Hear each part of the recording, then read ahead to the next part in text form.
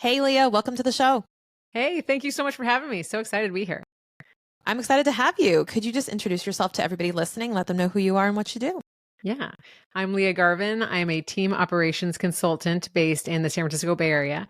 And I save business owners about 30 hours a month with my system for streamlining their team operations. So I am all about helping business owners show up as better leaders, better managers, so that they can reach maximum results in profitability while also having happy, high functioning teams. Love it. And you guys know I'm a numbers person. So as soon as you said 30 hours a month, I'm like, that's like a week a month, like a Yes. whole week. So how do you do that? Like, what are the ways that you're saving that many hours? What do you think contributes the most to that? So I think if we look across where inefficiencies are happening in teams, I would say it also in some way comes down to kind of miscommunications and sort of like missed expectations. And I know you talked about this in your episode I was mentioning about accountability recently. When we're not really clear on what we have to get done and what's next when we finish something, that's where stuff starts to take a ton of time. And so I think some of the biggest places that I help business owners save money right away, I would say the top three are one, making sure meetings have a clear agenda and like when it's done. I mean, think about it. If you have 5 people on your team and you get people together a couple times a week and every meeting runs just 10, 15 minutes over, no big deal. Every week, every month, what is that adding up to across every single team member? That's already a few hours a month, right? That you could be reinvesting in your business. Yeah. Next I, thing Go yeah, I ahead. totally agree. And that also indicates like, did you come from corporate as well? Because I feel like Yeah. we've all kind of learned this lesson from like the terrible meetings of corporate. And Yeah. I want to just like pause there for a second and tell me, how did you become passionate about saving this much time for business owners and bringing that into the table as well from your experience? Yeah. Well, I love that you point that out because a lot of it is really started to be kind of cultivated. Well, all of it did when I was in the corporate world, and my role Mhm. was driving team operations. So I was like, it was an influence without authority situation for over a decade where I had to create how do we get people talking to each other? How do we get this working better? How do we move faster? When there was a lot of breakdowns in communication and really process that you could make suggestions to people, but there was a lot of factors at play. And I felt like, hey, when people weren't getting their work done on time and when people were feeling frustrated, it wasn't that they weren't good at their jobs or didn't care. It was just it was that we were making it hard for them to do their work. And I kept bringing that up and suggesting, hey, let's get people talking. Let's do workshops. Let's do coaching. And a lot of times I'd get the feedback like, wait, you should be in HR. You're in the wrong kind of job. And I said, no, this is actually how I do team operations because the only way to get work done faster, the how essentially of how we get things done, it has to be done through ease and clarity and simplicity and communication. And so I kept seeing this over and over. And I think we tend to think big companies, once I have a huge company, I got it all figured out. Big companies are where you see a lot of the problems because you see so much duplication of efforts, so many priorities that aren't clear. Like we just talked about meetings that go nowhere. And if you add up the salaries of everyone in the room, you're like, this meeting was like $150,000 to talk about nothing. Right. And you start to see this at scale. And I thought to myself, how freaking amazing would it be to be able to bring what I learned to smaller businesses that are working on scaling and don't realize that there's actually really simple shifts you could make that could transform the way work gets done.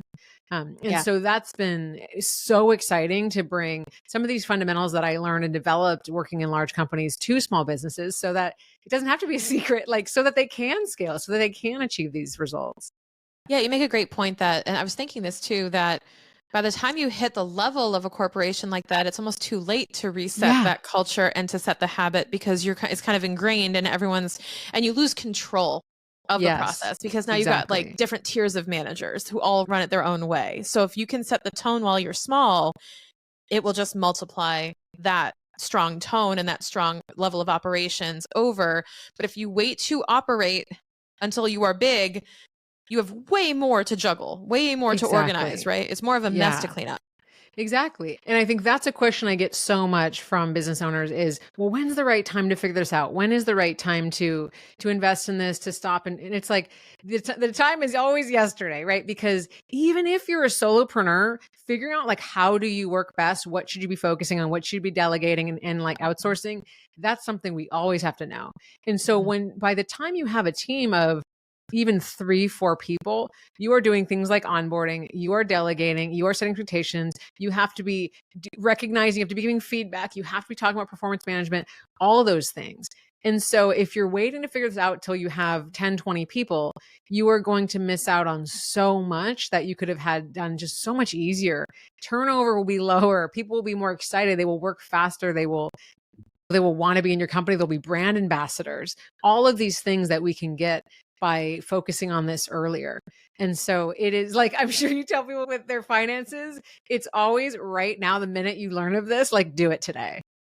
Yeah. And I think that there is that objection, right? That I'm not big enough for this yet. Yeah. But there's so much to be learned, especially if you didn't come from corporate, because as much as it's also, I would say it's an advantage and a crutch in a way. Like it's an advantage and a disadvantage to come from corporate and to then implement team operations, because you learned a lot of bad habits that are probably still kind of instinctual, but also you do learn a lot of what not to do, because you've actually been on the receiving end of that and go, I never want to be the manager that does what they just did. And then you remember that experience and you go, I'm never doing that.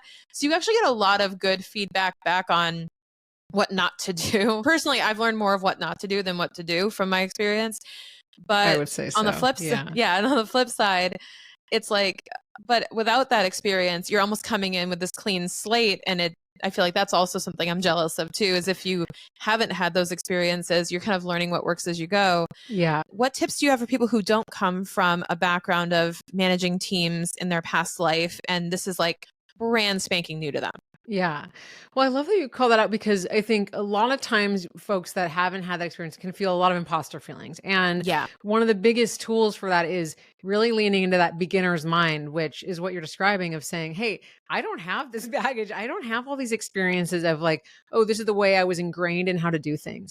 And one of the biggest breakdowns, I think, on teams is not recognizing the past experiences, like job industry sort of wise. Like we recognize people, maybe different skill sets, different perspectives, things like that. But I've noticed that if you came from, let's say, a really like hierarchy driven environment, maybe it was in like medical field or like military or something like that, the way that you are going to be working and managing is way different than someone that came from maybe like an art background or something like that. It's completely different. And so I think when you have a little bit less experience in that area, to not kind of come in the door apologizing and being like, I don't have any, this is like, I'm not going to like, we're doubting every turn, trying to say, ooh, this is exciting. Like, let me think about what leaders out there have I been inspired by, even folks I never met, right? Like start to create, what is your ideal persona for a manager, and figure out like what is still aligned and authentic to yourself, and starting to, and then you're putting that forward, like, hey team, I want to be a leader that's a really good listener. Like, can you hold me accountable to that? If I'm not listening, like this is something I'm working on. And there is a balance between sharing that vulnerability and then just owning it and being like, okay, like I'm here, I'm trying, and I'm going to keep working on it. And I think we do want to instill confidence in our teams that like, okay, we got this shit figured out, and we don't have to have everything figured out. And I think the biggest thing I would say is knowing and recognizing, not being afraid of a gap, getting that support, getting that help. And when a leader comes to me and says, hey, I know you have all this experience in manager training and leadership development, like I want to learn that, like that is the sign of a great leader. Because like the great leader knows where they where they have a blind spot. It's the one that's like, I could do everything, I can figure out on the go. And then everyone's like looking around like, what the hell? Like this person is, that's where things break down. So get that support. I totally agree. It's having that relatability though, to be like, I respect that person because they are relatable. And I feel like they are approachable because of that. It just lowers that barrier between the team and you, which is so funny, because you think as a leader, I have to know it all, or I have to be this source of authority, and I have to be this beacon and this thing that's way ahead of them. When in reality, you are the most effective if you are just 2 steps ahead of them and you're going, hey, I don't know where we're going either. And we're kind of drawing this map as we go, but let's go, guys. And you're really good at just inspiring them to take action. That is the mark of a true leader for me. Yeah, exactly. And you have that vision, you have the why. So you have people rallied around something, and then you collect their feedback. You ask them, what do you think? Hey, I've hired a team of experts. I want to know, how would you solve this problem? Let's do this together. And then that's how you're going to be able to better show your team members that they have a career within your company. They have a longer term sort of game plan. You show people that you don't just think it's your way or the highway. Like, that is a way to lose team members immediately, is to not have feedback be a two-way street. And that's how you get better results, because we know that the more people's perspectives you bring together, you get better results. It doesn't mean it's easy to figure that out like right away when you have sort of differing ways of approaching things. But that is why having team operations and figure out how to make the how clear, that's how you make all that easier. Yeah, I agree. What would you say, Leah, like when someone comes and works with you, what are some of the first questions you ask them? Yeah. So I work with business owners with about 3 to 35 employees. So you have a significant amount of people where you are practicing, like, how am I showing up as a manager? But I say, and it can be more than 35, but I think at that point, people typically have a COO or quite a bit of the stuff that I set up in place. And so when someone comes to me, I ask them, like, well, first and foremost, like, as that business owner, what's keeping you up at night? Like, where are you feeling the most stuck? And we also talk about where do they think they're getting in the way of some of these different areas, because really, in order to drive change on your team and really figure out some of these lightweight systems and processes, the business owner's got to be on board. And I think this is one of the really big hard lessons I learned from the corporate world. Was a lot of times that's where the influence without authority thing breaks down. Is you're asked to do something, and then because of sort of like different stakeholders disagreeing, like, you don't get that buy-in from the top. You don't get that support. And I have been literally in roles where I was driving, like, I was kind of operating as the chief of staff, essentially really the rhythm of the business for the team.